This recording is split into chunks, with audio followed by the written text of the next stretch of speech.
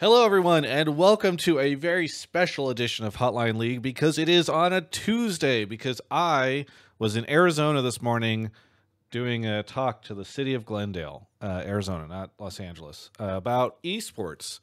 And now I'm back, and I wasn't sure if I was going to make it back because originally I had to book a late flight when I didn't know that my talk was in the morning.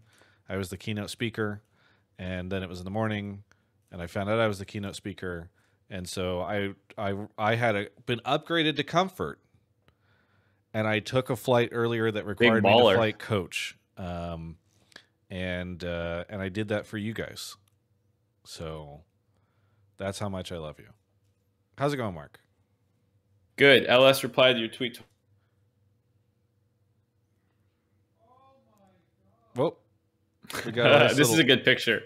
I'm just catching up on that. Sorry, I was doing Riot work. I was actually working, which is why I was late. Normally I'm late because I don't respect you or Twitch chat, but we had a nice little lag spike, which I know occurred for you and for me, and because I heard right as it lag spiked, I heard Kobe, who's playing League, go, "Oh my god!" So nice little spectrum. Oh, I didn't lag. Just you lagged. Okay. Well, whatever. Anyway, are you good to Twitch chat? Twitch chat says F. I think I'm not dropping any frames. You're good. They're just dramatic. Did you hear what I said? LS replied, and then also that you used a good picture and caption. No, I didn't hear that. The promotional tweet. Yeah.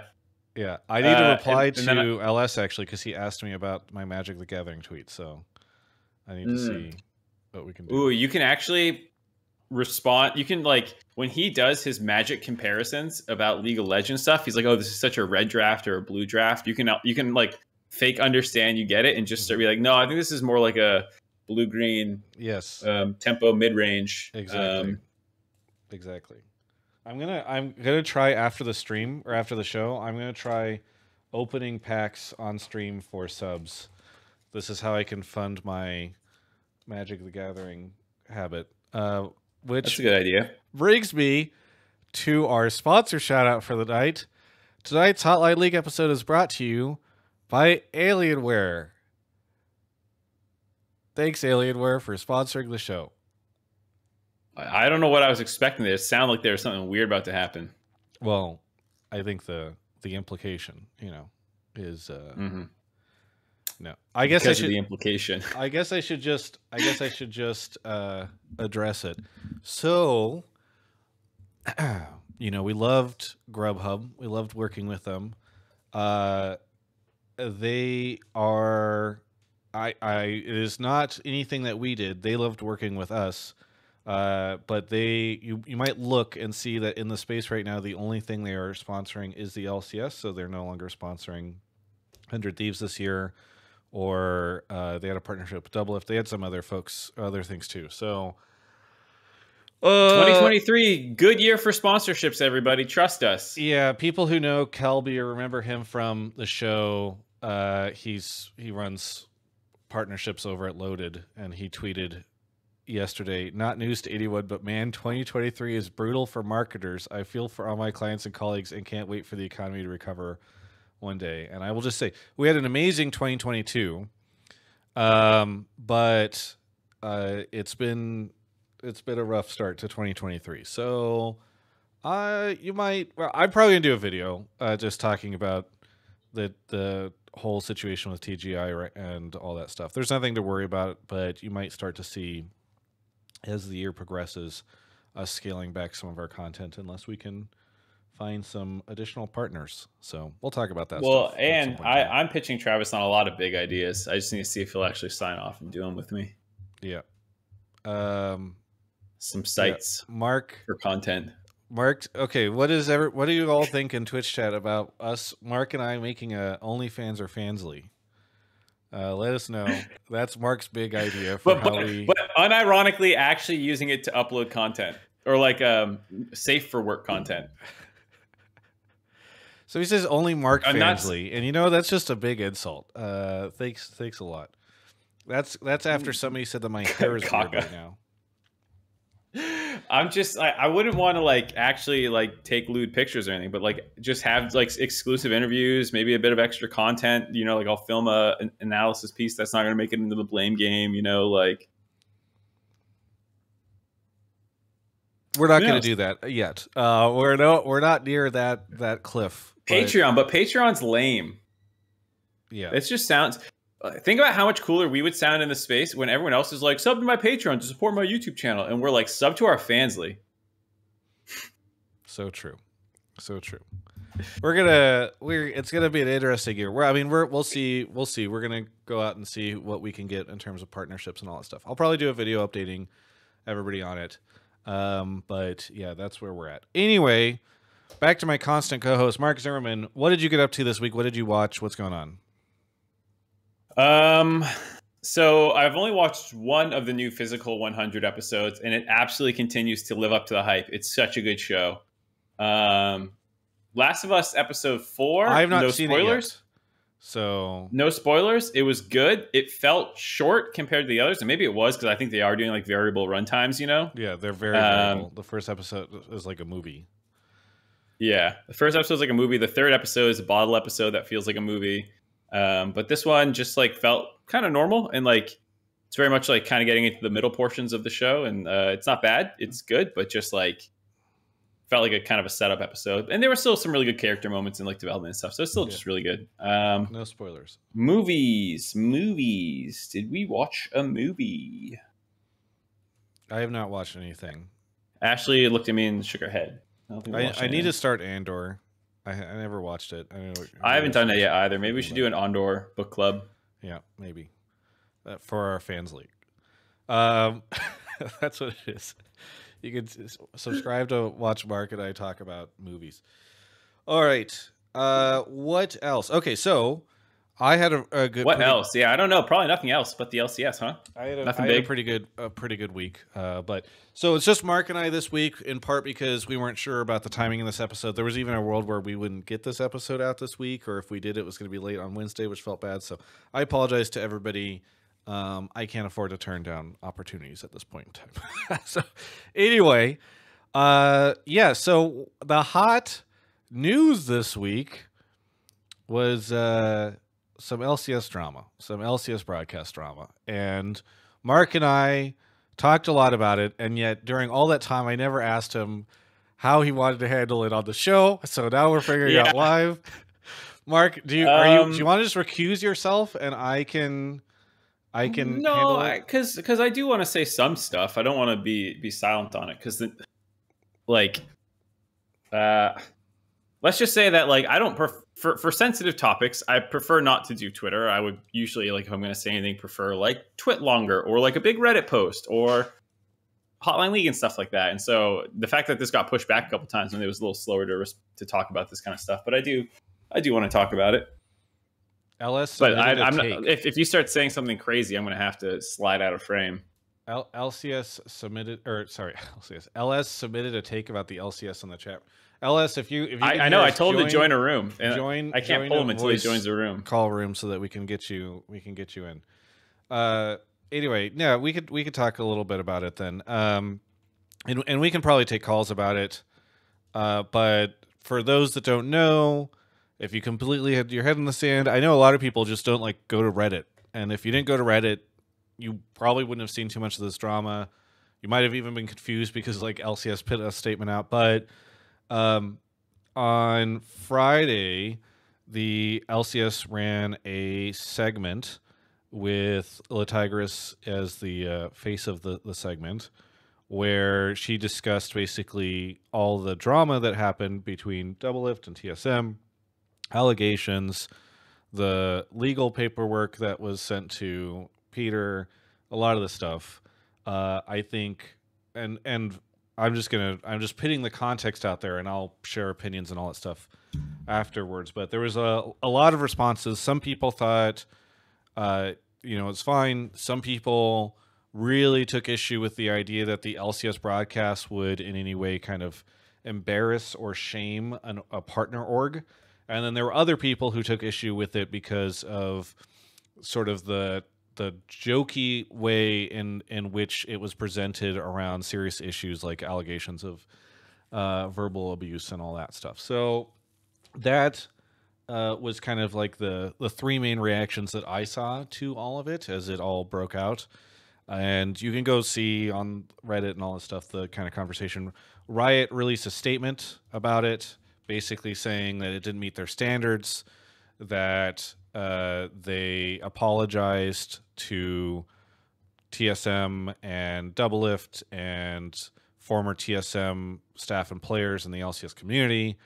Also said basically that La Tigress, while she was the face of this, she has their full support, and they feel bad about the negative impact that this had on it, because they're basically saying like, hey, you know, the broadcast is not one person. So anyway, that's the drama that occurred, and it got really, it ramped up really quickly, I guess is what I will say. Yeah, because I think I underestimated their reaction.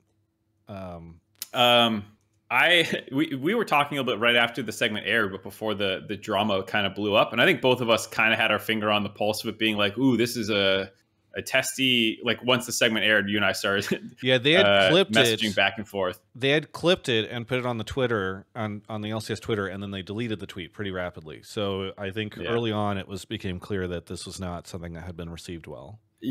Yeah, and I think that's the thing that, like, if anyone was like following the live discussion threads, Twitch chat, even just like Reddit threads that were kind of like getting up and then getting nuked, probably because they weren't meeting some rules by the modding. So like it was something that was like bubbling under the surface, and I think it was something where you probably hadn't seen the end of it, you know. And so I think to the point about like the drama, there's a couple things that happened. There was obviously the segment in the initial backlash, which got a Reddit thread on Saturday. I think it was like Saturday morning. It was up there. But then Gabby did her apology, and then some people really attacked her for that. And then that came out on Sunday, and then the Riot apology didn't come out till Monday night. So it was like this, every day there was a new thing, which was the most shocking of it all, because I've just like, Riot is not known for slow comms on things. So yeah, I mean, I was surprised it took them that long. On that point, you would think that like with PR, if you know that there's something that's somewhat controversial going in the community, you might prepare a statement prior to needing it, and so that way when you need it. I do want to point out that Jackie Felling, who evidently has returned to the role, though I don't know if she's made an official statement on her return or anything like that, but she did get into the Reddit thread pretty quickly with somewhat of an impromptu statement that got downvoted to oblivion, which is always the downside of like trying to respond to something actively on Reddit, is if people they're just angry, they're going to like make it so nobody can see. So it's not, I want to be clear, this is not the first time that they had addressed it, but yeah. So anyways, there's just like a lot of angles to it, to this point. It wasn't just like like the segment that was bad and then people reacting to it. It was like there was just like waves of it coming through. And I don't know. So I think people should be caught up. You had an opinion you want to share? Well, I think we can just wait. I'm sure we'll get a call about it at some point in time, and so we can bring people in on that front. I don't know if I want to take a call from someone on this. I mean, I can manage that discussion. I mean, you don't need to. I don't think it's fair to like. I trust that you're not going to pull somebody who's like, Gabby should just be fired, and like but she's like a joke or whatever. But then it's to that point, people are just gonna be like, oh well, you just pull someone who agrees with you or whatever. So it feels like a lose-lose in that sense. Okay, in that case, like, you and I I'm not gonna pull anyone that just flames a colleague. You and I can just sort of share our opinions and go from there. So, here's my take. And I realize this is controversial, might be getting me in a little bit of hot water, but I want to be honest. As I said before, I think there were three different takes. There was one which people are okay with it. There was one that people thought like, how dare they talk about a partner org this way? And then the third thing was about the tone not feeling like the right fit. I think that I am actually okay with the LCS addressing drama between players and orgs and all that stuff. I think the tone is the biggest issue. I was in camp number 3, where I think the sort of setup or way that they wanted to present it was like, oh, this is like the hot goss, or this is the tea that we're sharing, or something like that. Like all this stuff went down. For the majority of the segment, I think that would have probably been okay. The issue comes whenever you start talking about very serious issues involving people who were treated very poorly, allegedly, and that's where it starts to become very unfair, right? Like, you should never be using that stuff to make light. I think the reason why I'm okay with it being addressed at all in the first case in the broadcast is I think oftentimes there are really big things that go down in the LCS world, and this stuff does get addressed in traditional sports. I know not everything has to be the same as it does in traditional sports, but it always feels very discordant when there's some big stuff that has happened and the LCS broadcast feels like they have their head in the sand and they're just like, no, nothing happened, everything's fine. And so the way that, in hindsight's 2020, I'm not saying if I was in charge of the broadcast, this is the way I would have done it, because, you know, you can always learn afterwards. I think an interesting way to have done it would have been to say, look, we got this Doublelift TSM match coming up. There's a lot that went on during Doublelift's break from the LCS. There were allegations that we are not going to get into on the show right now because we don't think this is the right place. You can go and look at Riot's response to that. There was an investigation. All that stuff is available on lolesports.com. But we do want to talk about how intense things got between Doublelift and his former organization, and why, like, there is a lot that is going on between this player and this organization. And admittedly, it's not between those players. It's not like he hates those players. But I think referencing the fact that all this stuff went down, and he has potentially a reason to want to extra beat TSM versus Ding. Well, so that's where I think I know some people are like, oh, this stuff happened years ago. Why bring it up? It's cool because Doublelift hasn't played TSM in 2 years. And when I say this stuff, I mean there's a lot of different angles that you can take about it. And I think the idea being that Doublelift cares about beating this org, not in the unceremonious exit from TSM, not talking about the abuse stuff. I just mean like the sword art. Is he signing or not signing? And, they get 0-6 at Worlds. He's not sure if he wants to play with TSM. There's this awkward exit from the team. And then he's out of the LCS for 2 years. And he left the LCS for that explicit reason. And now he's playing that team. Like, the thing you need to realize is that on average, there's a 25% viewership churn that occurs year over year. And this has been 2 years. So there's a chance that a totally non-negligible portion of our audience does not know that Doublelift was on TSM, went 0-6 at Worlds, and then got put into this like kind of forced retirement by this organization.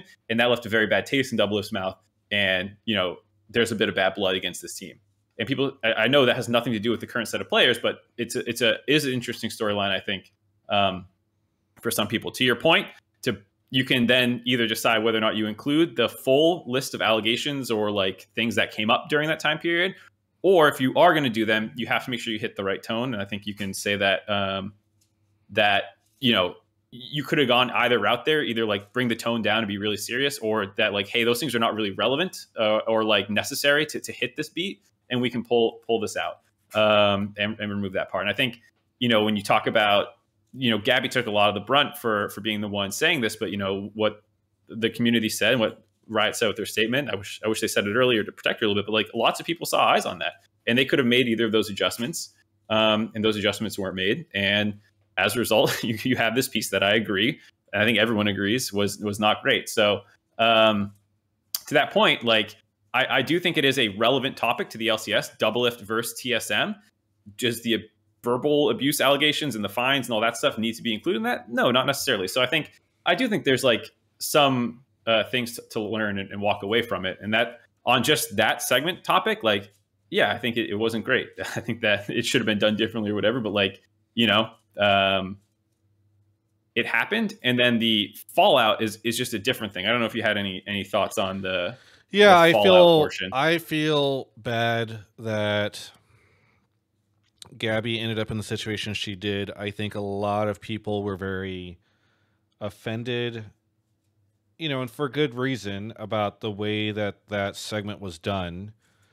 I think the bigger question should have always been, how did this end up on the broadcast, and how did it get to this point, rather than, oh my God, I can't believe this singular person did this. I think what has happened here is somewhat of an effect of people already have strong opinions about Gabby, and whether or not those opinions are fair or not, there's a lot of people who I think wanted to take this opportunity to really go in on her. And I'm not sure if other members of the broadcast would have received the same level of vitriol. And so I think that has been something that's been pretty disappointing to see, because I don't know. I feel like, look, here's the thing. I know people have mixed feelings about Gabby's interviews. I know people have mixed feelings about her casting. Every interaction I have had with this person is that she is like a really wonderful, nice human being. I've never known or heard anything of her being vindictive or shitty or rude or anything behind the scenes. And so it's always going to be pretty painful whenever somebody like that gets just raked over the coals over and over again. And so I think that's what was painful for me. Obviously, this is a tough situation. But I think the fact that she got so targeted, where I think people's frustration should have been more broadly applied, is disappointing. Yeah. And I mean, the knowing her, she was probably very upset about the piece and seeing the feedback too, and people, and feeling bad for the people that were put out by it, both former players or members of the current org who are not around for that kind of stuff.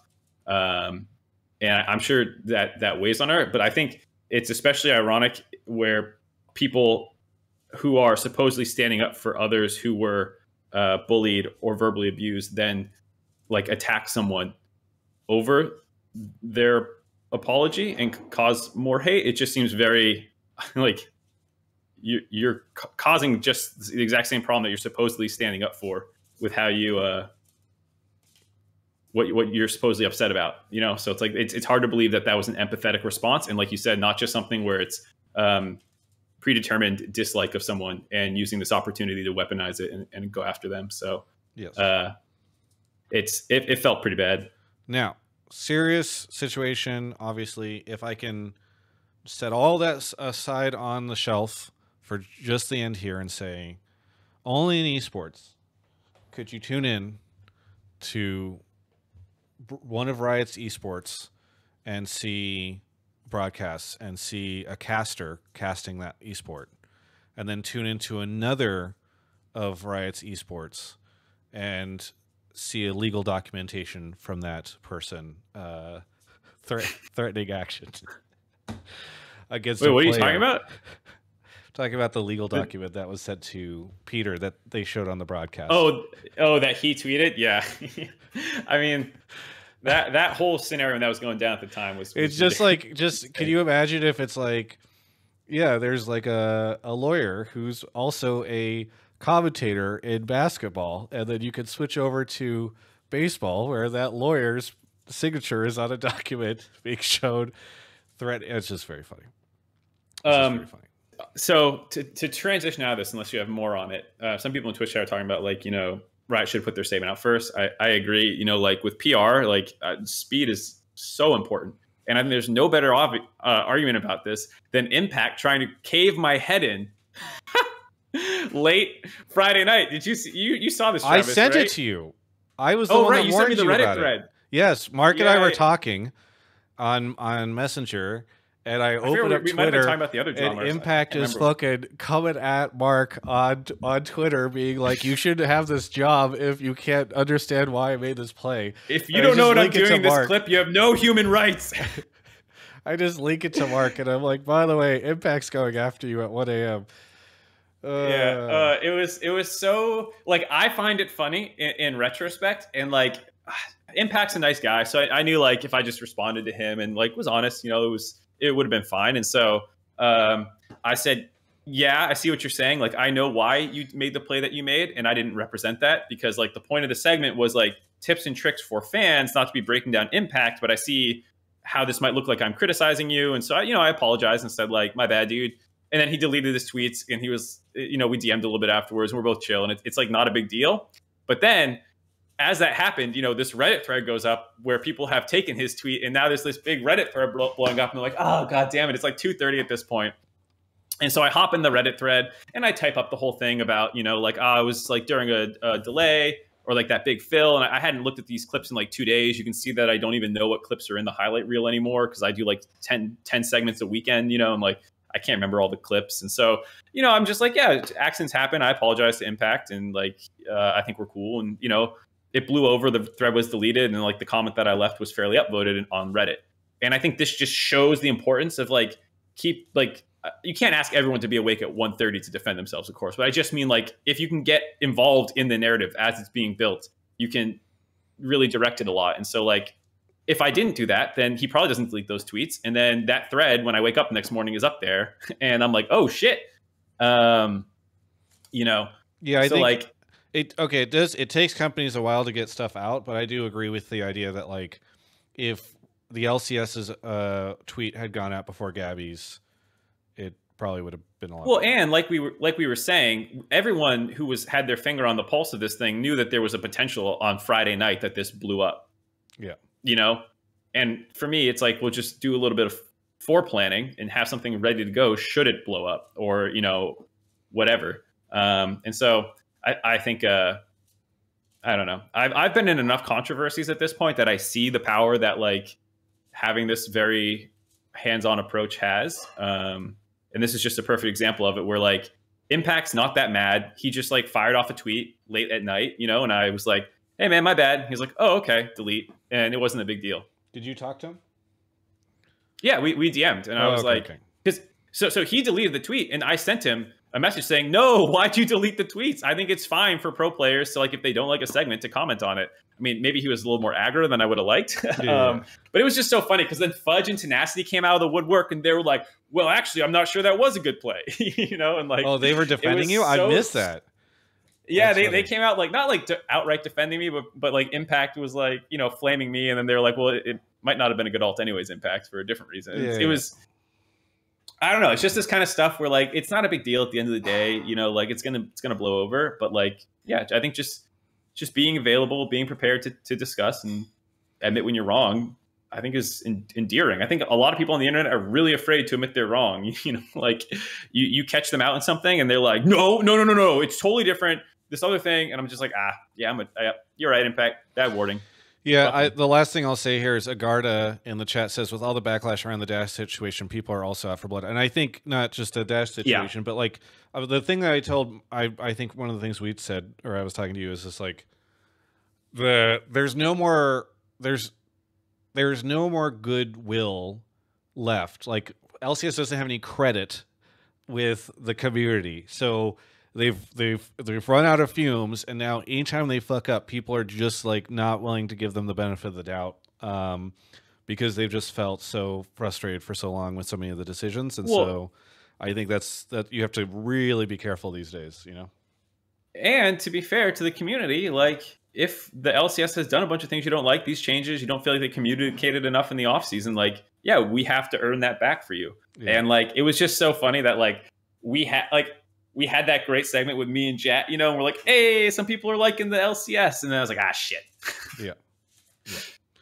All right. I think we should get into the show, and maybe we should grab our first caller who's already in the waiting room. The only person in the waiting room. No one else deserves to breathe the same Discord air as this man. Yes. Go check us out.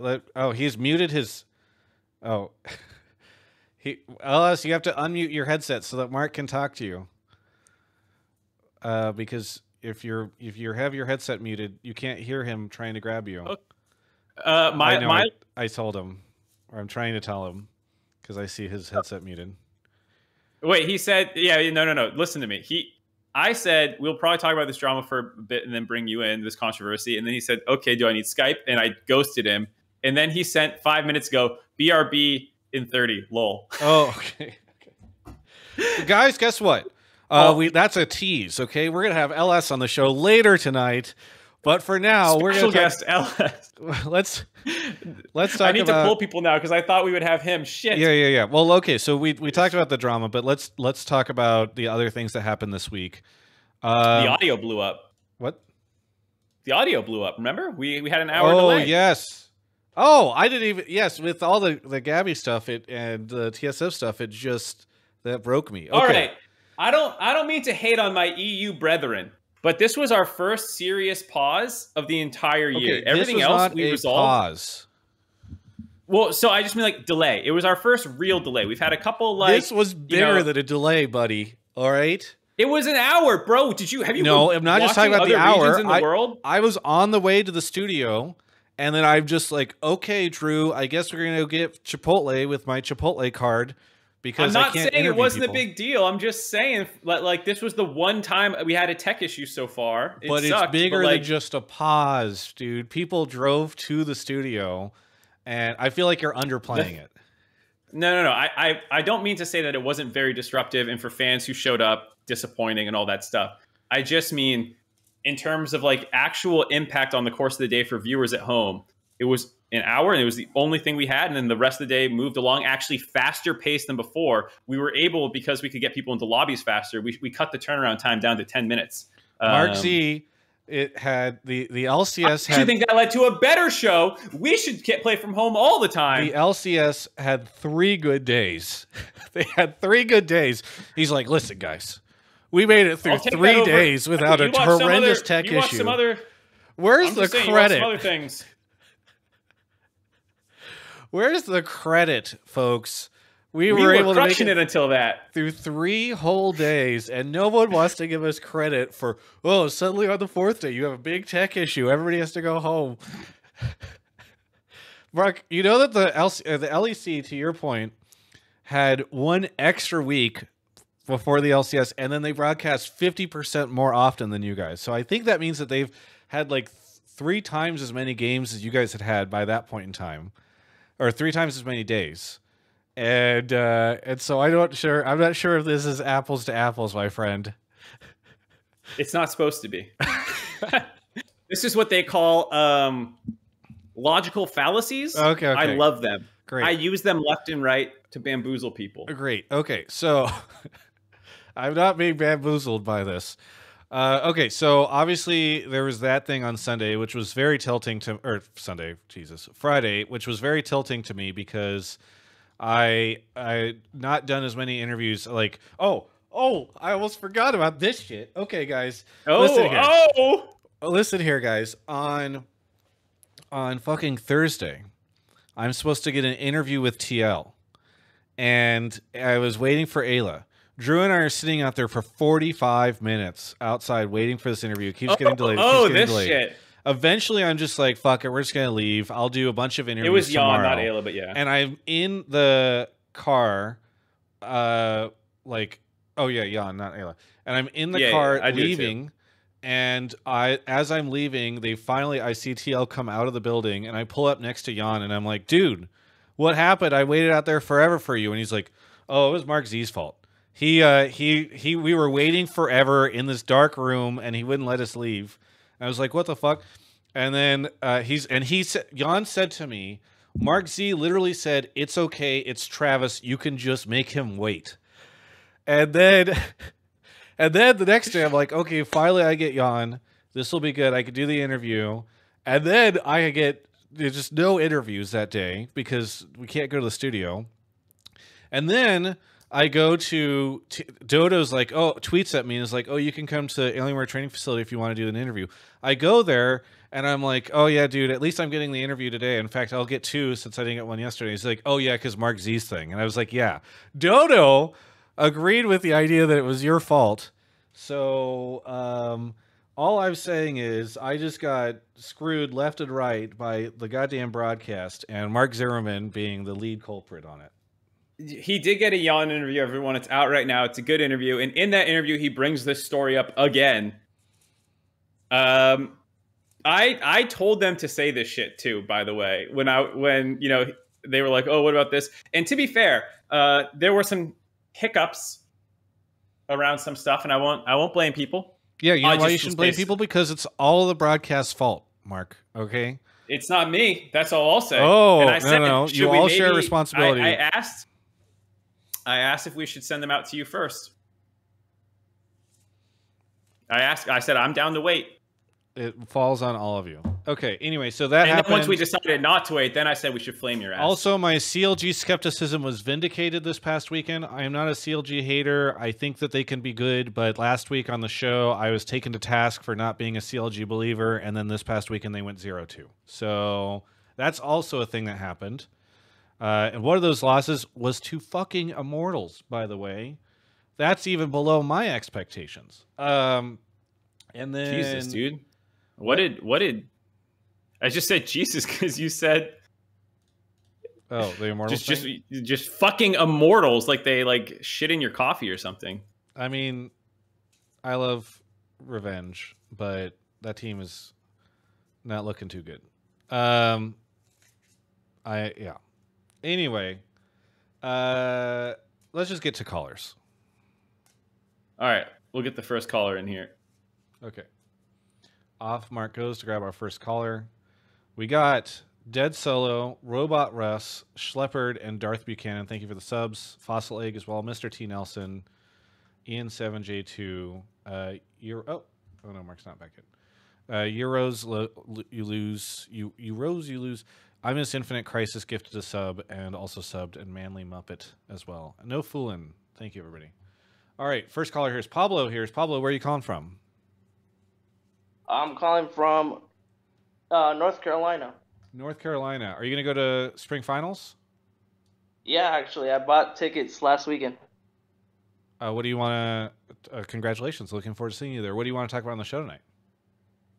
So, while watching the LCS the last 2 weeks and looking at the roster and comparing it to old rosters, I realized that the current Dignitas roster this year looks a lot like CLG's summer roster from 2020.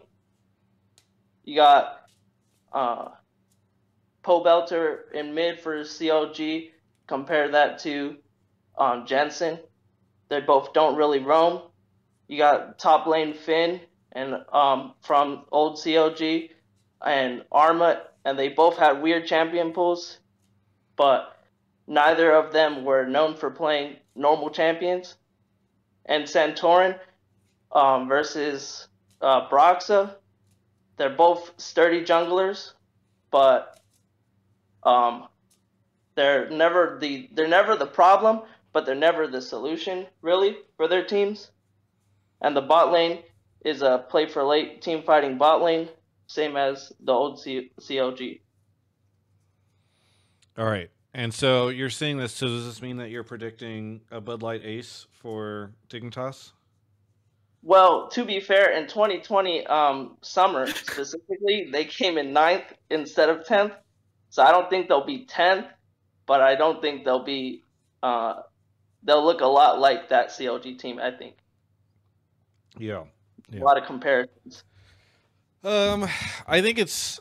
I see where you're making the comparisons. I think there's some pretty big differences in some of this, though. Jensen is, I think, in a much better... is coming off of a much better legacy or last couple of years than Pobelter had at the time. Same with Armut, actually.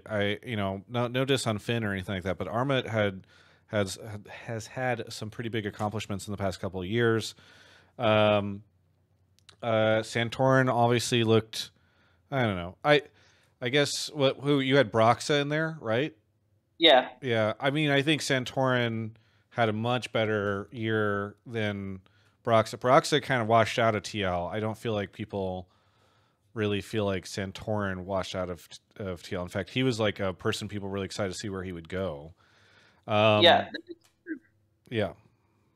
But I guess what I'm trying to say is the roles they play on both teams.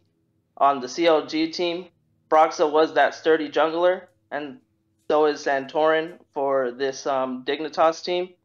You're Finn saying is it feels like they've been cast in the same situation.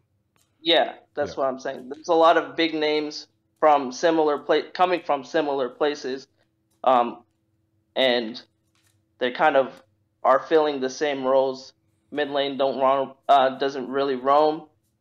Jungle is the sturdy rock that is not the problem, not the solution. Top is the um off meta Well, champ. yeah. So, I mean, sorry to cut you off. Yeah. We kind of went through the. I don't want to go Yeah. exactly through all the roles again, but Yeah. Mark, what do you think of this? I kind of see where he's coming from. I don't think it's like an outright horrible comparison, at least in terms of like some big names that just didn't quite come together. I do think, I mean, how to say this? I think a lot of these Dignitas pieces are coming off, to Travis's point, higher highs and had like accomplished more generally than the other comparisons that you were making. I think like stylistically, I see the point that you're making, but I think the part that seems similar to me is that like maybe I'm wrong. Maybe Jensen can still be the primary carry of a team, but it didn't feel like he really was that in summer last year. And this team doesn't have a primary carry, it feels like. Spawn has really been struggling.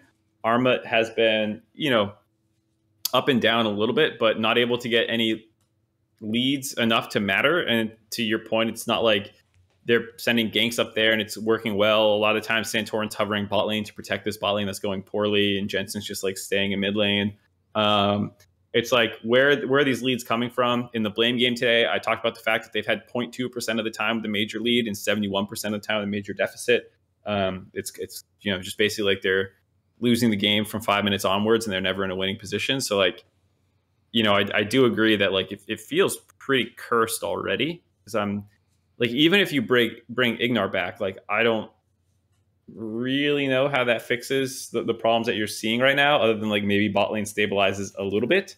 But honestly, it's not like it's the meta that we know Ignar is great at anyways. So I don't know. I also want to make the comparison of in 2020, there wasn't like a lot of like big name rosters.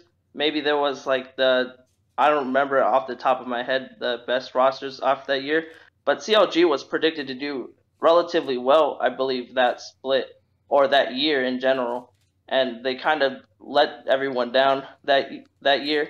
And I feel like that is also another comparison you can make to the Dignitas roster. Everybody thought there would be a top 5 type of team, but doesn't look like they'll pan out that way this year. Mark, where did you have them on your power rankings? Do you remember? When's the last time you looked? Do you remember? No, I don't. I know we went 10th. Over them last week. 10th. You had Dignitas 10th? Mm-hmm. Oh, you're joking because they went. But I do think you had them in the bottom 5, right? You didn't have them top 5. I had them 6. Yeah. So that's kind of my point is like, Pablo, I disagree a little bit that people really thought that they were going to be a top 5 team. I think there was a lot of discussion about how they were going to bring a lot more parity to the league, which I don't think is what they have done so far. But I don't think that they were as hyped as perhaps you are suggesting. I do think they're dramatically underperforming people's expectations. And the fascinating thing to me about that is, to kind of wrap up this conversation, is that just reflects on Dig as an organization. And I think it's evidence to me that it's not just about the roster, it's also about the pieces that you have around that roster. And if you look at organizations like, I don't know, Team Liquid and Cloud9 and those folks, they've done a good job of performing over time, in part because they built out good infrastructure. I know infrastructure is like a meme word now, but I think that it is arguable, if Dignitas continues this path, that they had really good players and they can't pull it out because they just don't have all the other pieces that they need to make it successful. So either way, thank you so much, Pablo, for the call. Anything you want to shout out? I want to shout out all my recent grads. I graduated at the end of last school year, so just finding my way through life. What'd you major? Or you high school? Oh, no, college. Nice. I graduated with a degree in mechanical engineering. Congratulations. Mechanical engineering. I think Kobe was a mechanical. I don't know. Either way, thanks so much. We'll catch you later. Yeah, thank you. Yeah. All right. I have to listen to Mark twice because Kobe's listening to the blame game right now from the other room. So I have to hear him twice. Mark, you want to go grab the next caller? Off he goes.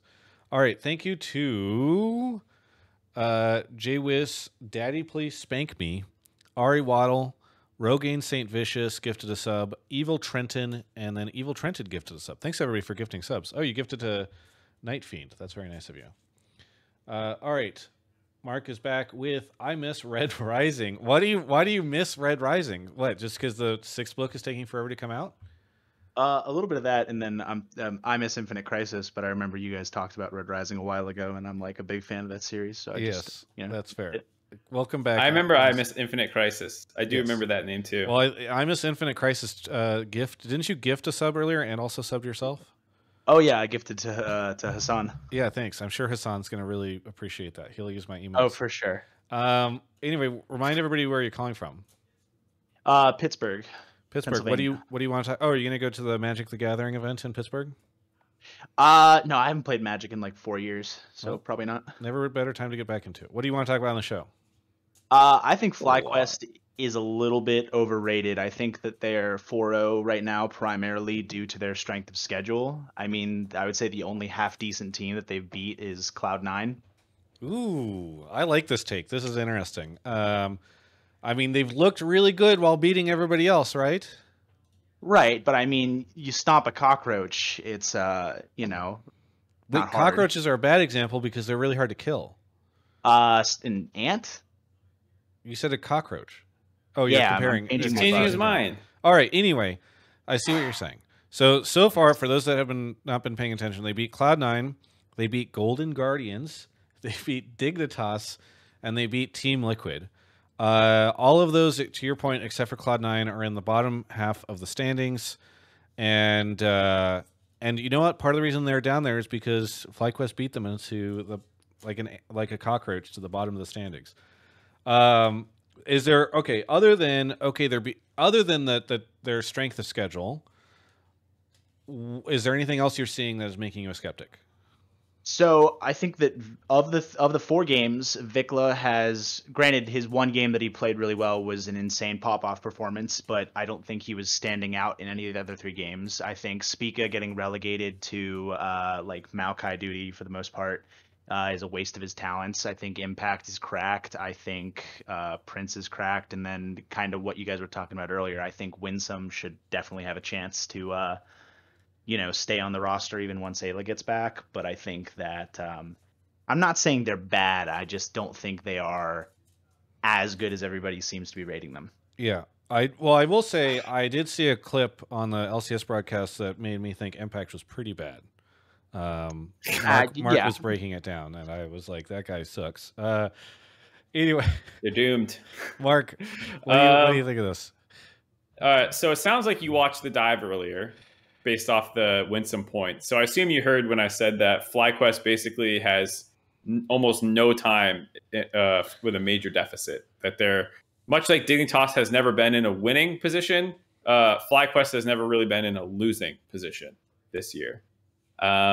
So to your point about the strength of schedule, you're not necessarily wrong, right? Like, okay, they beat 2 of their wins are Golden Guardians and Dig. Not super impressive. Both those teams don't have wins yet. They took down C9. They were pretty respectful. TL, they're kind of hit or miss. It seems like they're a little coin flippy. But one, there's that consistency factor that none of these games were that close, whereas EG definitely had some mistakes in their wins, the other 3-1 team. 100 Thieves lost to Cloud9. FlyQuest beat Cloud9. And then 100 Thieves' other wins are Immortals, Dig, and then TSM. So like you can kind of play this game with a lot of the top teams right now. If you look at week 2, a lot of those were pretty mismatched games. Right. So I think a lot of these top teams have beaten some of the other, teams that people were power ranking lower in the standings. And so I don't think this is like a something that just applies to FlyQuest. I think a lot of these top teams have not had, like, they all haven't played each other yet. And we'll maybe get a clearer picture. Maybe FlyQuest will stumble and drop some of these games. But thus far, they have beaten some other of the good teams. Mm-hmm. They haven't dropped any games. They haven't looked bad. They have 3 legitimate carry players. I agree that like Vikla hasn't been the highlight in every game, but he can also pop off, and Impact can pop off, and Prince is going to pop off every game, and they're not even with their starting support yet. And it's like, well, what more do you want to get hyped about a team, my man? What more can they do for you? I mean, okay, so here's an interesting thing. FlyQuest this weekend plays EG and 100 Thieves. So big test. Do you expect IMissRedRising? Do you expect them to beat those 2 teams? So I think I think both of those teams could theoretically give them a run for their money. Honestly, my original take did have all 4 teams that are in the top, saying that I think it's a lot of strength of schedule, but shorter takes I think generally get picked better. So that was made some editing there. But I think that if I can read it, I appreciate it not being a wall of text to, when Discord's moving. Right, yeah, trying to be considerate to Mark. But to my point, do you think FlyQuest will beat EG and 100 Thieves? I think they're going to drop a game this weekend. I don't know which team's going to do it, but I think they're going to go 1-1 if they don't, do you become a believer? You know what? Yes, I will become a believer if they can go 2-0 this weekend. All right, so there we go. That's the stakes this weekend. Papa Smithy now sweating. He's like, IMissRedRising, also known as IMissInfinite Crisis, will only believe in me if we could take these 2 games. So, I mean, at that point in time, they're 6-0 in their first 3 weeks. I feel like that's when you can believe them. If you had to guess... Oh, go ahead, Mark. No, you go. I was going to say caller and then Mark. If you guys had to guess on which game they drop, EG or 100 Thieves, which would you guess? So I think, I'm a big Bjergsen and Doublelift fan, so in my heart I want to say 100 Thieves, but I think much more realistically they could drop it to EG. Yeah, EG's early game is pretty cracked. They're quite explosive, and I can see a world where they can run away with an early game. I don't think FlyQuest. I mean, I'm very confident in FlyQuest. I think they will 2-0 this week. I'll probably predict it somewhere here. Sure, why not? But I don't think that it's impossible that they drop games. And this is just a hype weekend for a lot of the top teams. EG plays C9 as well. 100 Thieves plays TL as well, who are trying to kind of break their way back into that top conversation. It's going to be a really good weekend of games. Yeah, looking forward to it. Should be kicking off in just a couple days. So, thanks so much. IMissRedRising. Say that 5 times fast. Anything you want to shout out before we take a quick break? Shout out Red Rising, great book series. You guys should talk about it more. Shout out Hotline Life. I think that Mark is right. You just need to give it to the people. Then they'll judge from there. And then finally, shout out the tragedy going on in Turkey and Syria right now. There are a lot of streamers who are trying to raise money for the relief funds. So I would encourage anybody who cares to check those out. Yeah, in fact, Immortals tweeted out some information about that, I believe. So people can go check out their Twitter account for that. I do appreciate that they did that. Either way, thank you so much for the call, and we'll catch you next time. All right, man. Have a good night. All right. We're going to take a quick break to talk about Alienware. Alienware, thank you so much for sponsoring Hotline League. Behind me, I have my new Alienware computer. It's almost ready to go. We're going to be switching over to it in just a little bit. But it's been fantastic to do cool stuff with. Oh, that's hilarious. I need to finish setting up some drivers on it. But either way, thank you so much to Alienware for supporting the show. Really fantastic to have them be a sponsor for all these years, and they've been a fantastic partner for us. It's been really cool just being able to create content and having them as their support. Mark showing the setup, the Alienware setup that he has. It's been really cool having them as a partner. So thank you so much to Alienware for sponsoring the show. They've been wonderful. Please check them out, alienware.com/Travis. There's a link in the description below. All right, Mark is. I'm back. I have my headset on, my Alienware Bluetooth headset, so I can listen and walk around. Is the LS apartment. still AFK? I think so. Oh wait, no, he messaged me. What? I said, let me know when you're back and I'll grab you. And he said, oh, okay, there he goes. He said, okay. And I was like, does that mean you're back? All right, I'm going to get him. Okay. LS, please unmute. LS, you're in the channel. Unmute. Unmute, LS. Can you tell him to unmute? Yeah, I'm DMing him. Okay. Well, any moment now, we're going to have LS. He just needs to unmute. What if we just lied like this every time? Guys, LS is here. We swear to God. We'll see if we can get him on the show. Maybe not. Anybody in the Discord can verify this. All right. I think you have to send it back to the waiting room. You don't want to just have him AFK in here until he unmutes? I mean, we've spent enough time with just you and I jibber-jabbering on this episode that I do think we need to get through some callers. All right. I'll go find someone else, but he's going to stay in here. I'm not putting him back. No. Put him back. I'll put him back. Off Marcos. It didn't unmute. All right. All right. Looks like we've got Mark grabbing our next caller right now. Thank you to Jammin TST for the sub. Wait, he's back. He is here. There we go. Hello, LS. Okay. Welcome to the show. Where are you calling from? South Korea. South Korea. Wow. What time is it there? What are we at? We're at 1 p.m. Not bad, not bad. 1 p.m. Okay. First off, I owe you a reply to your direct message. You sent it whenever I was flying yesterday, and I missed it. But I owe you the reply, and I'm trying. I will see if I can get enough people, but I want to do something with a bunch of streamers and personalities playing Magic because I think that would be very fun. Secondly, what do you want to talk about on the show? I think what did I write? I wrote that the sentiment and hate around LCS has blown out of proportion, and it's akin to the same people crying out about NA residents and academy, while the analytics don't support the arguments at all. Now, I know that there's a lot of different dramas going on, but as someone that was probably labeled as like a negative LCS persona alongside like Dom and Doublelift and Meteos and Sneaky, right? All the co-streamers always being negative. I've felt like this is the best year that LCS has had thus far. Wow. So, when you say that... Did you see that they couldn't even get the players to play on stage on last Friday? Tech issues apparently never happen. True. So why do you think this is the best? Side. So actually I have a Kit Kat counter on LEC because I'm trying to calculate how many kilograms of fat you would gain if you had a Kit Kat every time LEC asked you, and I think we're at 24 Kit Kats. That's amazing. So yeah, I do wonder if as their viewership has slipped, they need additional impressions, and so they're just taking these pauses now to increase Kit Kat breaks. That's actually such a good idea. So when you say the LCS is better than it has been in recent years, are you talking more about like gameplay and like interest around teams and stuff, or are you talking broadcast? What are you talking? I think the stage looks really, really nice. I think the stage is it helps get immersive in watching. I think the segments that they did, like I was a really big fan of the Cutie Cinderella segment. I was very upset in chat last week at that one caller that had that take about Cutie Cinderella. I think the direction of going that route in a lot of ways is good. I like the segments that actually integrate the actual players in between these breaks that they've never done before. They'd have like one-offs or two-offs, like one or two players, but never full-blown segments on the actual players. And so this is all really good. It even helps. It's very noticeable as a co-streamer who's been very pessimistic. And even as someone who's like borderline burned out, right?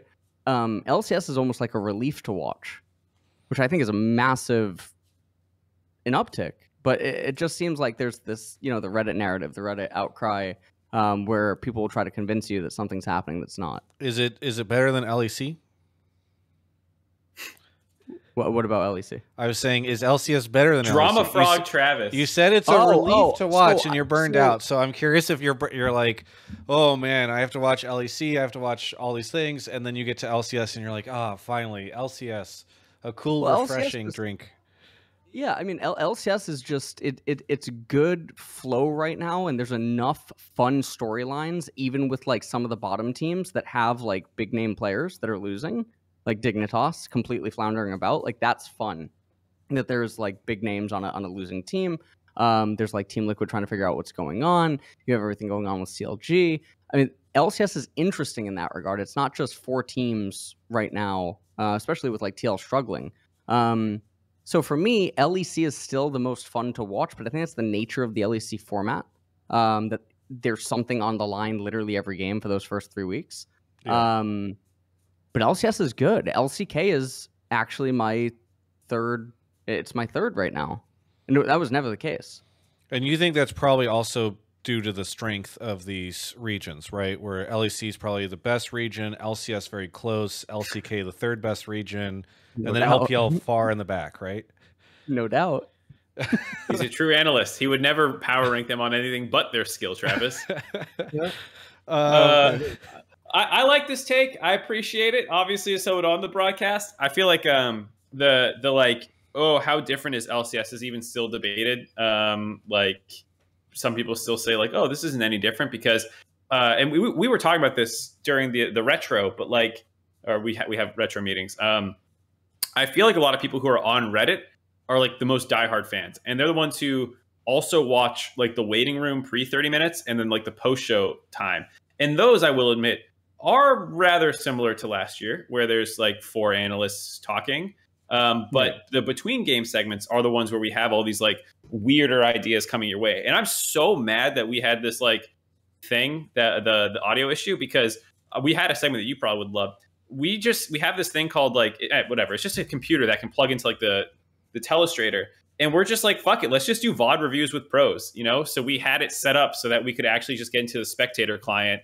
And like, instead of like pulling segments and like having them run as B-roll packages, we were just going to have like a 10-minute post game with a pro, just like doing a VOD review segment. And we're so down to just use pros more and find the most interesting ways to try and get them to talk about it. And like, we're going to constantly keep trying to do stuff like this between the games. It is one of the things that we're most focused on this year. One of the big pillars is attach fans to players and teams, and featuring their analysis. That's a really innovative concept. Yeah, that and you know, that's a pretty good idea. But it's a more focused goal of like, when you say a pillar, like obviously that's always a goal. But when it's like, if you have a segment that isn't doing that, we try to cut them now, as opposed to being like, that's fun. Yeah. People might keck W at that, and then you're like, you move on. But now it's like, well, it doesn't matter. It really farms some kecks in chat. It's like, did it do anything? And so if we can show off how funny they are, or if they have like interests that they like we're going to be doing more things like that. Well, and I think LS, like I assume, because you were saying as a co-streamer, like they've turned on co-streaming for a lot of people and it's on all the time. Yep.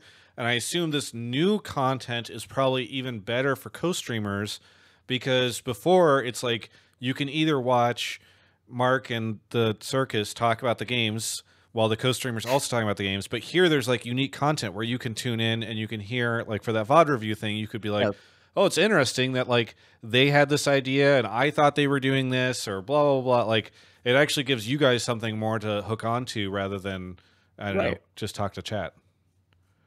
Yeah, that's all true too. I mean, there's a lot more engagement even in the downtimes that actually, I think people that at one point didn't care, like the co-streamers I don't think are the majority, right, of the viewers and whatnot. But what I do think is that there's a very large percentage of people that watch the co-streamers for a specific reason. So I think that, and I can't speak for the other co-streamers right now, but I think that like when certain co-streamers are being more positive towards everything, I think it actually really does say something, especially if we've been hailed as being mostly cynical or negative, right, the last couple of years. So it makes me feel bad seeing a lot of like the same kind of drama unfold on Reddit these last few weeks over certain things that I feel like analytically doesn't actually translate into anything. And it's just like people have to take mental blows and it's almost for naught. It just feels really brutal. Like, for instance, the unprofessional LCS segment Reddit thread where like Jackie Felling jumped in and wrote a response. And then the amount of people that just dogpile her is insanity. And it's like, as someone that has dealt with this many, many, many times, right? I literally live in this industry and understand what Jackie's trying to do and what this feels like. There's nothing that she actually could have said to appease them.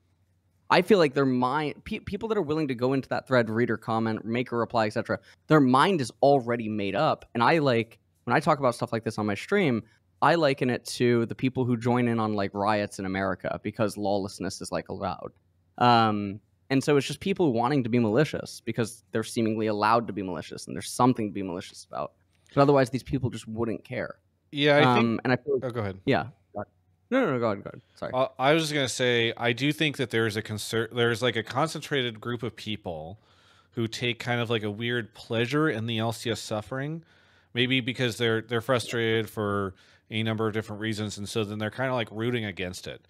And to your point, I think, if you are a fan of the LCS and you are liking things that they are doing, like using your voice to celebrate those moments is actually something that can really help the people on the broadcast and the people working on the product, because I know people are trying really hard to make the LCS better. And I think it's probably really hard whenever you just, to Mark's point, like whenever everything just constantly feels like it's failing, you're just like, oh, can we not just get a win, Right. Yeah, even the I understand why some people are upset, like whether it's the time change and suddenly you can't watch LCS anymore and you're happy to, when something goes wrong, dogpile on it. I understand where those feelings are coming from some of that stuff. But for the people who are watching, to Travis's point, and enjoying it, yeah, the positivity boost does help. Yeah. No, I think this means a lot coming from you, LS, because I think a lot of people have, whether or not fair or not, they have sort of felt as though you were a skeptic of the product. And so to hear that you think that it's gotten so much better and all that stuff, and are even frustrated with the sentiment from fans, I think is probably really good to hear for a lot of people.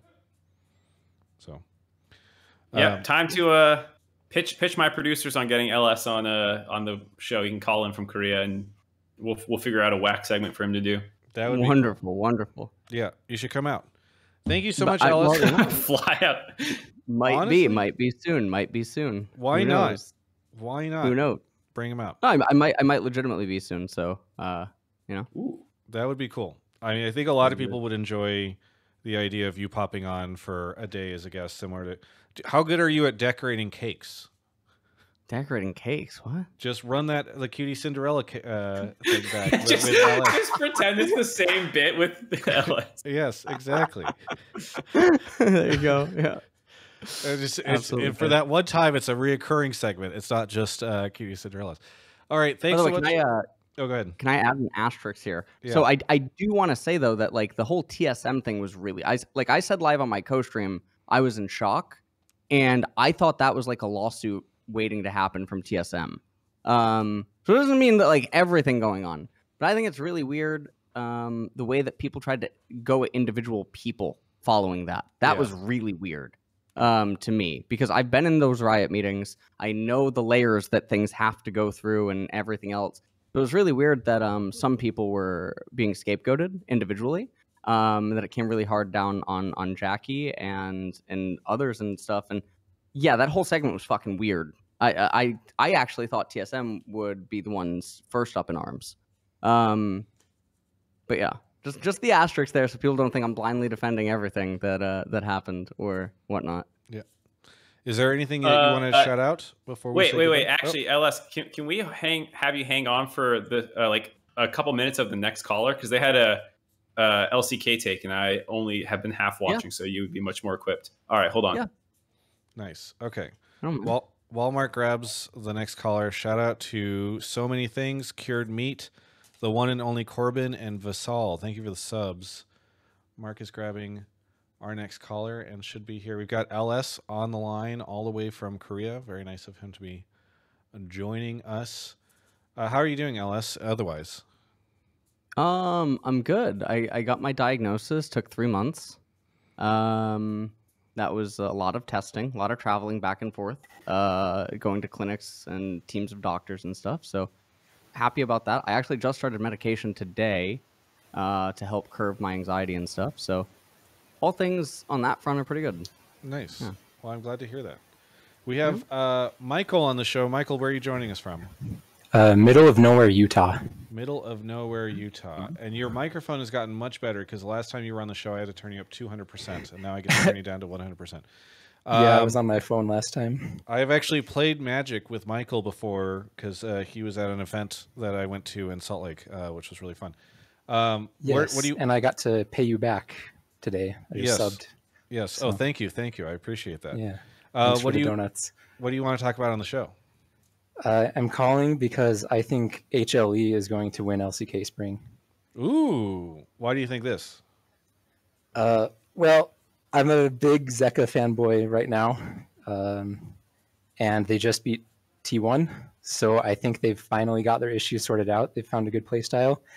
And on the Monty and Wolf show, Wolf also believes in HLE, so I think they can do it. All right.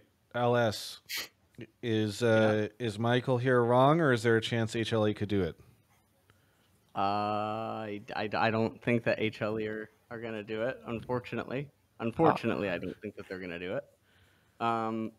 They beat T1, and it was a 2-1 it was a 2-1 result, and then they also had a very awful 2-1 result versus DRX. I think the context of the games matters a lot more than the actual results. I think T1 was dead to rights in some of those drafts. And I think that because nothing developed in the games and you had Keria kind of griefing, it was very apparent that not even Keria really knew what was going on with stuff. So yeah, I don't know. HLE doesn't even currently look like a top 3 team. They definitely flounder about. Michael, I'm so sorry. Is Clid doing any better? Because every time I tuned in and watched late at night before LCS started. Yeah, Clid legitimately looks like he could probably be replaced by almost a no-name at this point, realistically. He's better this week than week 1 and 2, at least. The only thing that I think when we make claims about week to week in terms of players, I think that the results, the intent behind the result is all that really matters. And I think that when you do that, saying that someone magically improved week to week, right? Because pro players have been playing for years and years and years. I don't think it's real. I don't think that he actually improved. I think he just had a better game. And so I think that diving into the intent behind all of his actions and then seeing the end results gives you a much clearer picture. And I think that Clid's main problem isn't necessarily if his team wins or loses or it's the results. It's the intent behind everything that he does is abhorrent, generally. Okay. Did you get a chance to listen to the Monty and Wolf show or not? No, I don't watch it. Oh, okay. Yeah, well, since I'm just... But he watches Hotline League. Let's go! That's right. That's right. Travis, the prime. I'm just a no-name, so I don't know much about high-level league or anything. So usually the best I can do is parrot what people who actually know what's going on are saying. You just got unpaired by someone who knows what's going on. So it's unfortunately, you think your dreams are dead, Michael. I'm sorry. We'll see how things go though. You can parrot a different line now. Yeah. Yes. Michael, we'll let you do your shout-outs and then we'll let Ellis do his. But anything you want to shout out, Michael? Yeah, as always, shout out to CLG DeMonte, join his Discord. And shout out Dash, he has a co-stream, and he has a podcast now called Last Hit. So go check those out. Man, you come on here and you promote, we've got LS and this show, and you promoted Dash's competitors to both LS and us at the end. Well, and the Monty and Wolf show as well. That's true. This man's just he's taking payment from people to promote everybody else's content. I watch every pro league. I listen to every podcast. I do nothing with my time but consume League of Legends content, honestly. And play Magic. Yeah, true. I play Magic while watching LCS. Yeah. Amazing. Either way, thanks so much for the call, and we'll catch you next time. Yep, see ya. All right, how about you, LS? What do you have to shout out and promote? Nothing. I'm just back in my 80 hours a week of co-streaming, live viewing, all 3 regions, and I dropped merch. Can I shout out the merch or no? Yes, you can shout out the merch. merch. Yeah, you have merch? Yeah, I have merch. ls9.xyz is the website. Is this your first merch run, or have you... This is my first merch run, but we're totally blown away because the sales have blown expectations of like what we had. And then we're even finding like other websites are like stealing it. So now I have to I have to go do some stuff like legally. Did you see the Leandries shirt, Mark? No, I see the tweet. I just went to his Twitter to try and find it. Nice. XYZ. Yeah. LS9.xyz. Yeah. I really like it. God. And it's, to be clear, it's not a Leandries. That's it's a visually distinct image that is not a Riot Games IP. Correct. Yeah, but it's interesting to how similar the vibe is, you know.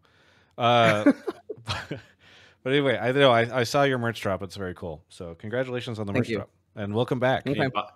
I need to buy one of these. Everything's 3333. What is this? A Trinity Force joke? What is it? No. I just thought it would be abstract. I like it. It's part of the merch, part of the designs. Yeah, it's abstract. Thank you for the call, and we'll catch you next time. Yep. Good luck, Travis. See you. Bye. That was fun. Always fun to have LS drop by. I'm buying a shirt right now before they sell out. Are you? Well, that's a pre-order. Oh, this is a pre. I don't even know what's going on, dude. To be honest, it's a pre-order item, so you can. I'm not trying to discourage you, but I think it'll show up in the mail one day when I've forgotten that I've done this. And, yes, exactly. And then you could wear. Actually, that would just be so funny for you to be wearing the LS Leandri shirt. That's good. Visually, I'm gonna wear this shit on broadcast. No one knows what this is. That actually would be. That's actually such a cool way. Like if at some point in time you like pull your like jacket off or something, and you're wearing an LS shirt, and you're talking about Leandries. I was talking to my producer. I wore my Dark Souls shirt because they're like, oh, we don't know, and I was like, who knows if people even recognize it? I didn't get like any tweets about it, so I can sneak this on for sure. I put it in the. I'll link it the next caller while I finish buying this. in the chat. Yeah. All right. Thank you to. Oh, nobody subbed. I've got no one to thank. And you know what? Thank all of you for tuning in. Actually, thank my YouTube members. So I don't know if you guys know this, but on YouTube you can actually become a member. You can see content early. I've got interviews up right now. It's early access, and so go do that. RubySea is here. RubySea, where are you calling from? I'm calling from Salt Lake City. Salt Lake City. We're back to back with the Utahns. Did I meet you when I was in Salt Lake? No, your schedule and Mike's schedule just kind of conflicted, so I didn't actually see you. But I was at the Magic event at the same time. So you were at what? I was at that Magic event at the same time. Oh, you were at Magic Summit, and we just never ran into each other? Yeah. Well, that's unlucky. I had a lot of time where I was just sitting around trying to figure out what I was supposed to be doing because I didn't know it was my first event. What do you want to talk about on the show? So, yeah, what I want to talk about is TL's looking like the biggest disappointments out of the preseason. And I think the reason this is because they just got this hype machine going about how they're working harder than everyone else, and everyone's just spinning this super hype machine about them. And it just seems like such a bait now that we're end of week 2. I know this is early for that, but I'm just like, this looks like it was the biggest bait ever. Okay, I mean, they're 2-2. They won their second week. Yeah, but let's talk about who that was against. It was against IMT and GG. Yes, true. And they lost to TSM. Oh, and I'll give them, they lost to FlyQuest. Yeah, FlyQuest is a good team. They're looking like they're the hot new star. But, looking at who they're losing against, who they're winning against so far in the season, I don't have confidence in this team. I looked at, where people had ranked. I looked at the dive. They'd ranked TL 4th. I looked at some other places that they were hovering the 4th, 5th spot. Yeah, but the dive just has a bunch of idiots on that show, okay? You don't have to, you can't really give them any credibility. Oh, and they have Azael too. Azael's legit. Papa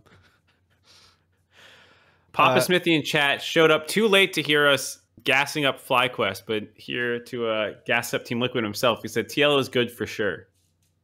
Yeah, I think with your original destroyed premise, with facts and logic, Dignitas is definitely the biggest disappointment.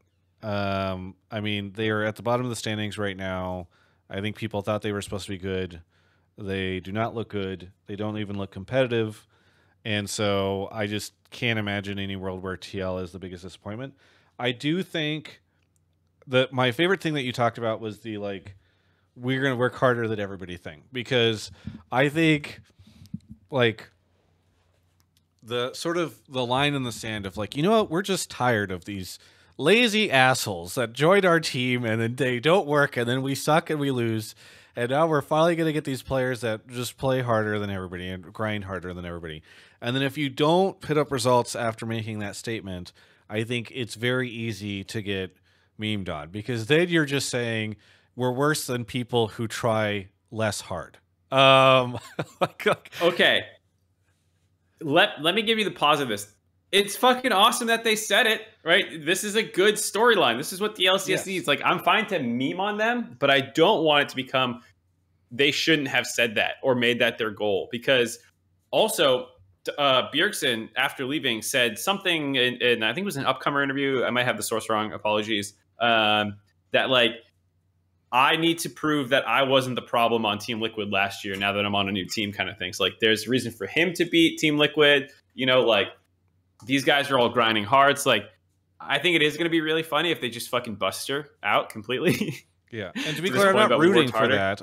But I just think, you make such a bold statement, right, where you imply other people are not working hard enough, and you're going to be the team that does. And again, if you're like, yeah, we worked harder than everybody and we still lost to them, that is pretty funny. I mean, it's better than some teams you just don't have any goal for the year. You're like, what are you doing here? I know, I don't know what your plan is. I know. I'm not saying, again, I'm not saying it's a bad thing to say. I'm just saying it's risky. It's risky. Yeah, it's a bold thing to say. I will say, as a longtime TL fan and previously Curse fan, it's interesting to see. It's just it is ridiculous. And I do want to counter your Dig point here, Travis. Dig was ranked 6th on the dive power ranking. So it's like, their fall from, 6th to 10th and TL's fall where they're looking like, what, 7th? 8th? I mean, is that... No. They're tied for 5th right now. I know, yeah. There's a 3-way tie for 5th. I know, but I'm thinking like where they're... In my mind, I'm predicting out where they're going to end up. They're probably about 6th. And Dignitas is in last place. Maybe well, they're the thing is, there's not even a clear candidate to be better than them at 5th. Like who like, yeah, it could be CLG, it could be TSM, but it's not like those teams don't show problems either. So I don't think it's like a shoe in that they're bottom half of the league. They can still be top 5. Okay. So it sounds like you're a Team Liquid fan who's just a little disappointed at the results so far. Yeah, a little bit of a doomer. Ever since the whole double lift blow up, I'm just all like, oh yeah, this is back to good old TL where we're not winning anything. Okay. So here's, I have a hopium take, Travis. What do you have for him? I have a hopium take for Dig. To counter. Okay, you do Dig. Okay, because I don't. Okay, the hopium take for Dig is they lost to EG, 100 Thieves, FlyQuest, and CLG. Like none of those are bottom teams. And in fact, FlyQuest is considered to be at the top. So like, there is a world here where you could say, based on strength of schedule, Dignitas, like Team Liquid, is a bigger disappointment than Dig. But it's just hard to feel that way optically, because again, they just don't feel even competitive. But that's kind of like the bigger defense, I feel like, for Dig over TL. Yeah, and even like CLG is not like a bunch of world beaters right now. They're good, but it's not quite like they played all 4 of the top teams. Here's the Team Liquid copium. I feel like when I put this team at 4th, it's for end of regular season ranking. And I bought into this kind of hype around we're going to outwork everyone.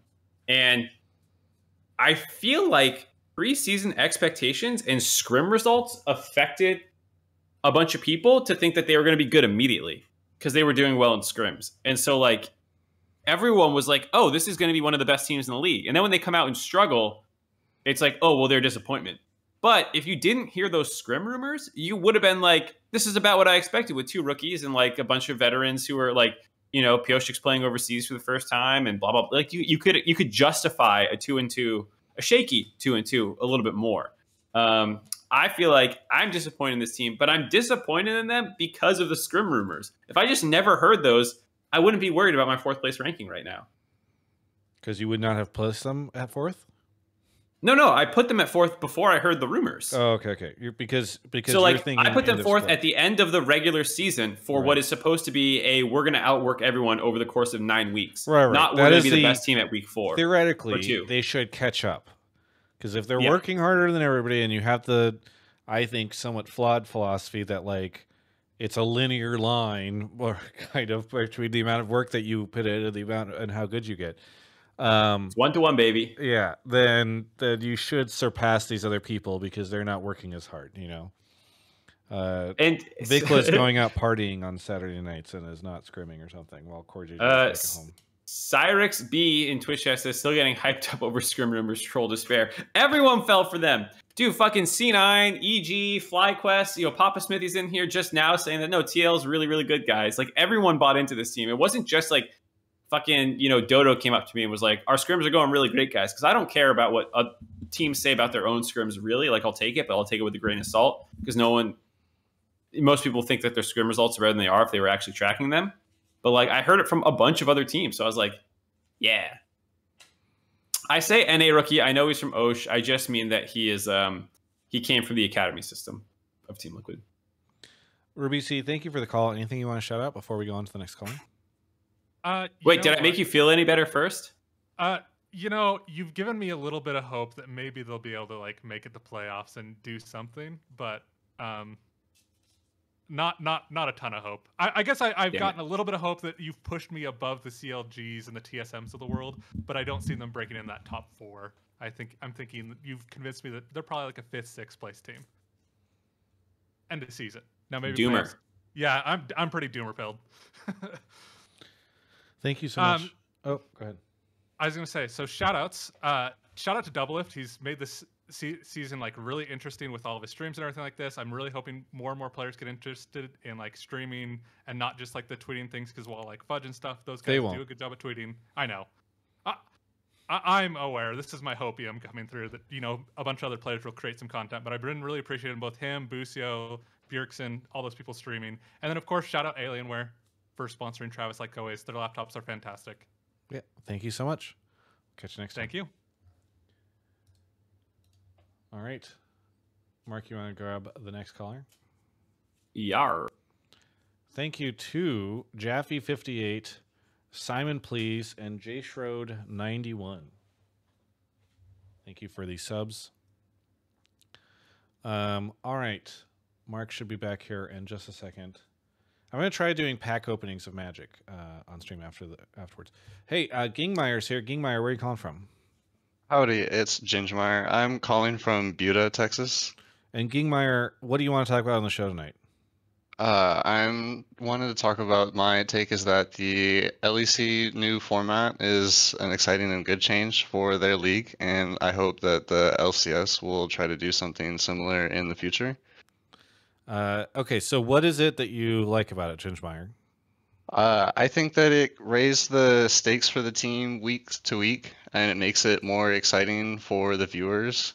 But the split as a whole doesn't matter as much. So if a team does bad in the winter right now, they can kind of pick it up by the end of the year. And in the same boat, if a team does really good right now, but they kind of fluster out later, they can still reap the benefits if they win the split, because there's those reward incentives they have. And that there's, with the 3 splits, I think there's a good amount of games to watch. It doesn't feel like too much and or too little either. How do you feel about the 3 days a week thing? I like it. I'm a casual, more passive viewer, so I don't watch as closely to each game. I feel it's probably harder for people working on this and needing to study the games. But as a more passive person, having more days with more games to watch or listen to is really nice for me. So having 3 days and 3 days sounds dope to me. Yeah. All right, let's talk about it. So I want to caveat this by saying that I haven't been paying much attention to LEC, so take everything I'm about to say with a grain of salt. You haven't seen Fnatic? Oh my god! I mean, I saw like the Reckless apology video and all that stuff. Okay, so one, I do wish we had a different format. I think that would have been nice. I understand a little bit the reasoning behind like they're changing a lot of things, like changing the format again after they constantly change the format can be kind of exhausting, but it's hard whenever LEC has something that looks so spicy. Can you remind me, Mark, do you know if they're doing like are they doing 3 events, like live events this year for finals for each, because they have winter, spring, and summer, right? Yeah, I didn't look up their live plan. I only really looked up the format. Because I think that's like very fascinating. If people are saying just 1. Wait, really? So instead of doing 2, they're doing just 1. 1 live event in summer. Ooh, I do not like that.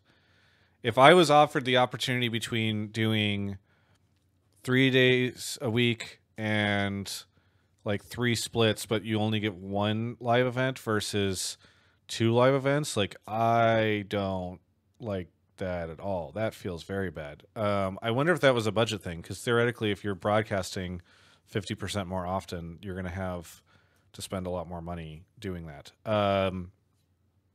I don't know. I don't know if fans care enough about live events, but I feel like they bookend the splits so well. That's very fascinating. Okay. Yeah, I didn't know that either. That sounds like I get it to your point about like the increased cost and everything, but it does feel like that would be one of the big advantages, especially in a place like Europe, which has a lot of countries that probably want it.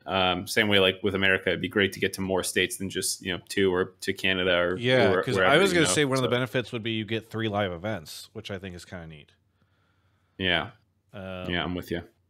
Ooh, I don't like that at all. Okay, what do you think of that, Gingmire? Do you care? I was also not aware that it was only 1 live event, and I do agree with the sentiment that it would be better with 3 live events, and maybe it's because it's new and they weren't able to kind of set that up yet, and maybe in the future it'll be possible. Yeah, the reason why I'm skeptical that they could do it in the future is that like you could have just said it's new, so we're just going to do the 2 that we normally do. Going from 2 to 1, that's where I feel like this was a trade-off. But I don't know. Well, I guess the question is also for fans, is this a good trade-off? Like the majority of your attendant or viewership will always be online, and if this is a better use of that money than a second live event, like yeah, but remember how lame it felt during COVID whenever you had your finals and it was just like not a live event? Well, I mean, it will be alive in the arena. Yeah, I know, but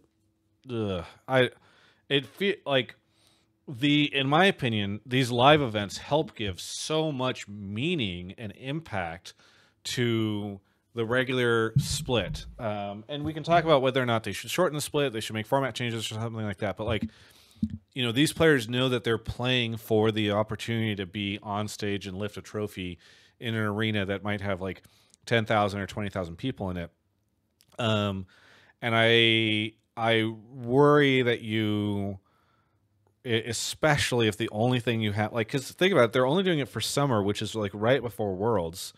So you just don't have anything other than MSI for the vast majority of the year where these guys get to play in any kind of arena.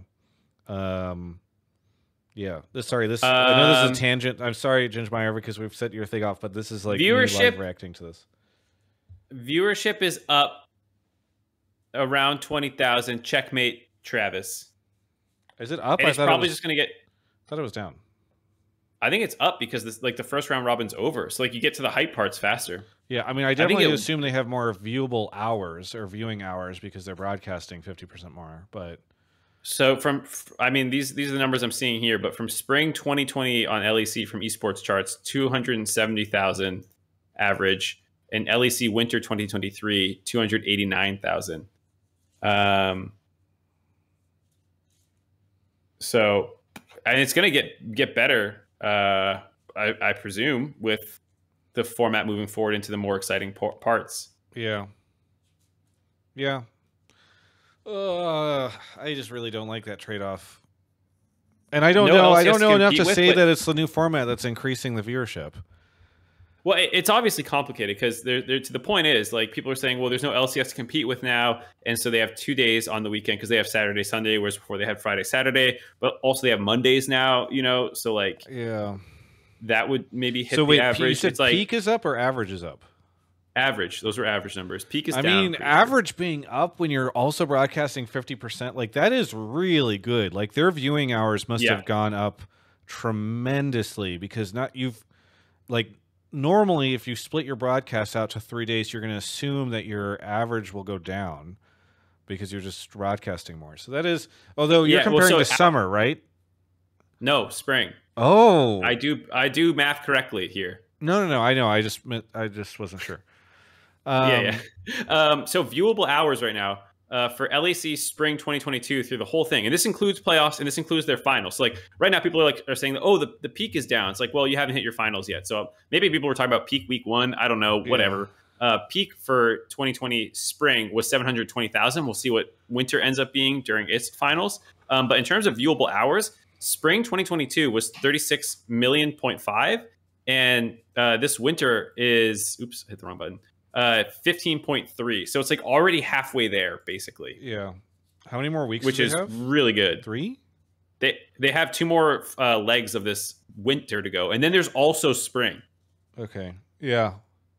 Now the question is, how will this hold up over the course of a whole year? Because the problem that you have is that viewership drops tremendously from spring to summer because people feel like they already watched this once. Right. So I don't know what will happen in spring. Like it's a very complicated Sorry, I'm going down such a rabbit hole because I care so much about this stuff, but it's I find you and I find this stuff very interesting. I don't know if the audience is probably resident sleeping, but no, it what if your summer now is way lower than your winter because it becomes like a set of stairs where you're dropping down every time. I mean, there's a lot of complicated stuff here that we don't know the answer to. It's just kind of it's a fascinating experiment. So I don't know. I mean, it is kind of nice that the LCS gets to kick back and just watch this for a year and see how it goes, and then make decisions afterwards. But we're running our own very interesting experiment. Yes. Anyway, so yeah, no, I think I like the idea of a more condensed split. I don't know if I like the idea of 3 days. I do worry that fatigue could increase. And I don't know if the LCS has... I don't know. Does the LEC feel like it has a deeper pool of teams and brands where like doing it over 3 days feels better than LCS would? I don't know. No, not to me, but I think the benefit is that you just get through these best of ones faster, and it's only single round robin. So like you get rid of each game Garbo teams. Yeah, you get rid of the Garbo teams faster, and each game matters more. Yeah. So it just seems like a win-win to me because you don't like realistically at the end of a single round robin, you're not that far off.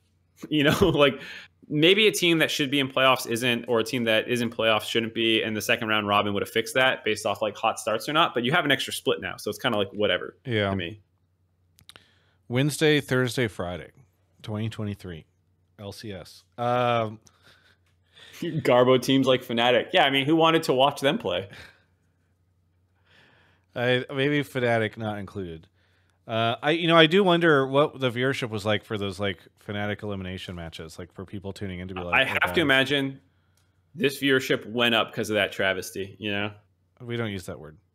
Gingmire, I use that word explicitly when I know you used it on fucking Blame Game recently, and I need to talk to Juan about censoring certain words. All right, Gingmire, anything you want to shout out before? Look, we completely took your take in a completely different direction. I don't know if I like their format yet. I have to figure it out. There are some things, especially ones that I learned in this call, that make me pretty concerned, and then there are some things that I think are pretty cool. But so I don't know, but I appreciate the sentiment regardless. Anything that you want to shout out before we say goodbye? Yes, I wanted to shout out that you inspired me to get the Stormlight Archive series, so Nice. I've started that. Nice. Thank you for that. And I've been to the live events and met you twice, so I hope to continue to meet you in person in the future. Thank you. Thank you. I hope so too. Also, did you see that Brandon Sanderson dropped an amazing video with an amazing guest this past week on his YouTube channel? I haven't yet, but I will be sure to. You should go check it out. It is a guest. This guest will shock you. It's probably the best guest that he has ever had on a YouTube video ever. As much as I am loath to admit it, it was a good video. Like, there was good chemistry. You know, I think you two have a future together. Thank you. I just want to play Magic with him now. But yeah, it was. I mean, that was a pretty cool moment. It's a really cool moment. Anyway, thank you, Gingmire, for the call. We'll catch you next time. Thank you. It was so funny too because Mark, we didn't even talk about it because I think I sent it to you and you were a little salty at first. But no, you sent it to me and I just couldn't watch it. You're like, did you see the new Brandon Sanderson video? I think I was just busy, so I was like, no, shut up. And then when I did watch it, finally, I was like, okay, this was actually pretty good. Yeah, the funniest thing about it is like in the morning, whenever I don't have like an early meeting or something like that, I open my laptop and do like an hour work from my bed for like an hour. Probably not good for my posture, but and I go through the YouTube videos that got uploaded, and I was like, oh, new Brandon Sanderson video dropped. Oh, I get to watch this. And then I was like, oh wait, it's me. Let me check the analytics on it. Is it underperforming his channel? I didn't know it was going to drop. No, it's doing. I compared it to 5 favorites. Daniel Green's 5 favorites video crushed it, but I'm already outpacing some of the other 5 favorites, so I'll take it. It's not bad. What? Looks like a bit of a dud here. No, go look at his other 5 favorites. I'm doing fine with it. And I haven't even posted it to my community tab yet, so. Oh, it's up to 53K now? Listen. That's pretty good for his channel. Okay? It's better than his podcast. Oh, Mark, you want to go grab the next caller? We should stop. Alrighty. I left way long ago. Where do you think I was? I wasn't listening to you. Thank you to Were you talking to me? duelbrother. Welcome to the show.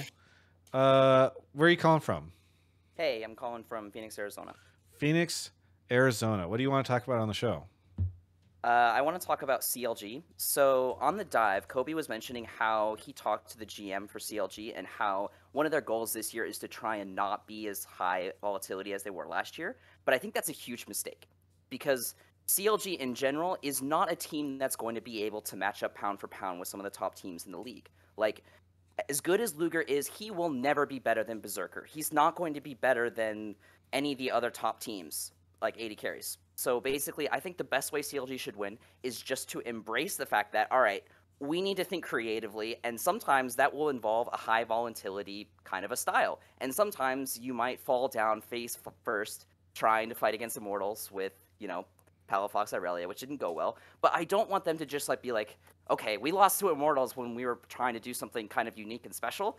I want to just, 360, let's just follow the meta, do everything we're supposed to do, and hope for the best. Because I think that's just kind of how they've done things before, and I don't think that's going to work. First off, I glossed over the fact that you were in Phoenix because I literally just flew from there today. I was there this morning. I went to Glendale. Secondly, this is an interesting take. I missed this part of the dive, Mark, so you're going to have to... I don't know if you can expand on it a little bit. I don't think there's too much to expand on. It's just thus far this year, CLG has won some games by going really late. They've lost some games, so they've gone for some interesting drafts. Both their games this weekend had interesting drafts.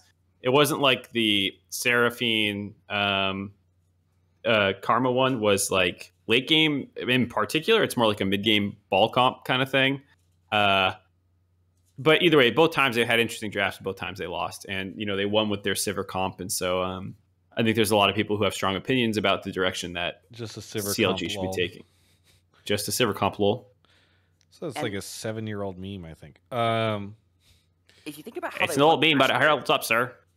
Like during playoffs last year, they were playing like Yone and Akali, and they were having Palafox on the Talia and Gallia when no one else was doing that. And it worked really well. They took C9 to 5 games with that. Mark, if you were coaching CLG, how would you... I'd quit. Oh. Last week, you defended them while I expressed skepticism. This week, after their 0-2, you don't even want to coach this team.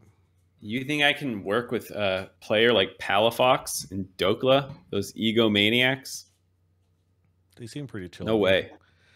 No, okay, but how would you approach finding success with these 5 guys? It's hard to tell, without being directly in scrims, but watching their games, I feel like they're flexible enough to actually kind of do both. And it's like, maybe that's dumb, but I think depending on the team they're playing against, they can kind of go either way. Like, if I'm playing Team Liquid and I'm this CLG team, I don't want to do a hands match versus them. I would love to pick a Sivir comp. And like Team Liquid does not look clean, and let's just outscale them because they're gonna fuck up their Team Liquid's wins have not been clean. They'll make some big throws, like when I play Team Liquid, if I'm the CLG coach, I'm like, we're drafting more late game. But if I play, EG. Maybe EG they went late against, and EG was not being super clean in their mid game either, so I think it kind of makes sense there. But like if I'm playing FlyQuest, I'm burger flipping that fucking game, dude. I am not going 20 minutes with Prince on Zeri, like that's just a cursed idea. So I think this team, from what we've seen over the last summer split and now here, like I think they're versatile enough to kind of like tailor their approach to their enemies. And I think that's why the C9 game kind of made sense from a tactics level. I think the Immortals one, maybe you can just go late game versus Immortals. We haven't seen anything particularly impressive out of them, but I don't know, that maybe that's cowardly and you want to like practice your hyphy stuff against people on stage. So Hammy OW in the chat, who has commented twice in the Twitch chat, once back in December and now, says, why have I heard this guy on every episode I've watched and he's always meat writing CLG? I assume he's talking about you, Mark, or they're talking about you.